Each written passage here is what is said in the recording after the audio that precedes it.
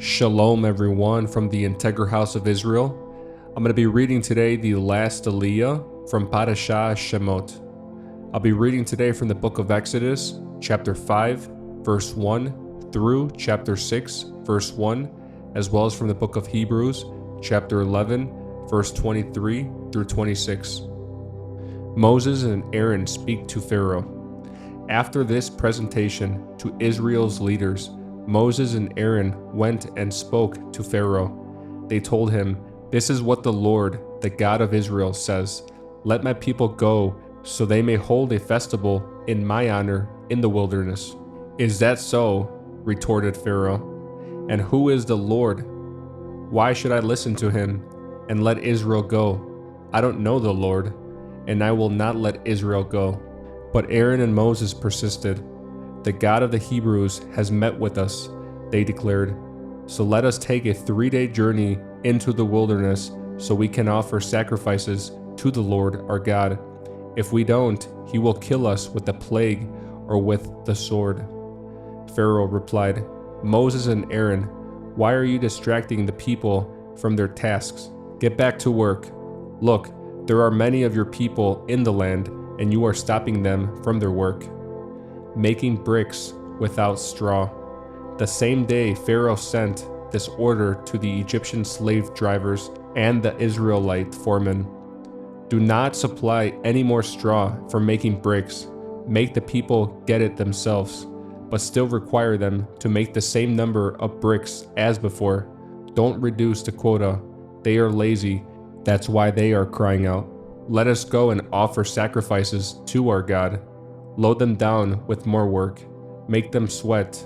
That will teach them to listen to lies." So the slave drivers and foremen went out and told the people, "This is what Pharaoh says.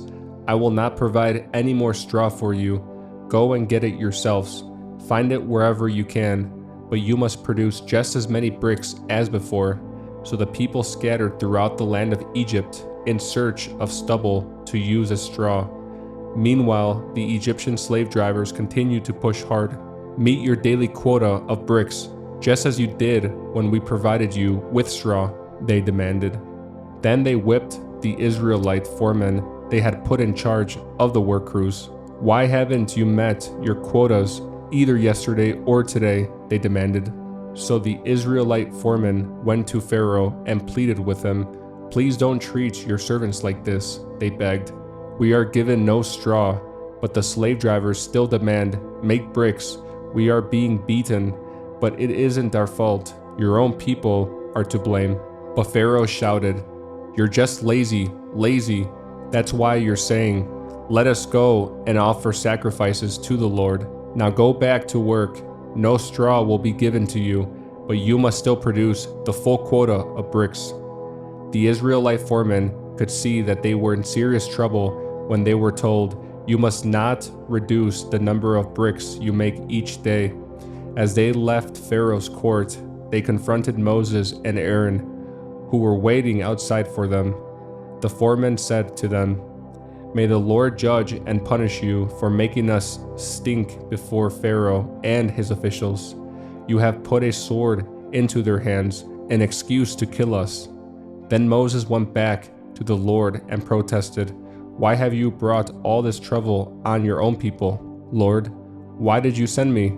Ever since I came to Pharaoh as your spokesman, he has been even more brutal to your people, and you have done nothing to rescue them." Then the Lord told Moses, "Now you will see what I will do to Pharaoh. When he feels the force of my strong hand, he will let the people go. In fact, he will force them to leave his land." Next, I'll be reading from the book of Hebrews, chapter 11, verse 23 through 26. It was by faith that Moses' parents hid him for 3 months when he was born. They saw that God had given them an unusual child, and they were not afraid to disobey the king's command. It was by faith that Moses, when he grew up, refused to be called the son of Pharaoh's daughter. He chose to share the oppression of God's people instead of enjoying the fleeting pleasure of sin. He thought it was better to suffer for the sake of Christ than to own the treasures of Egypt, for he was looking ahead to his great reward.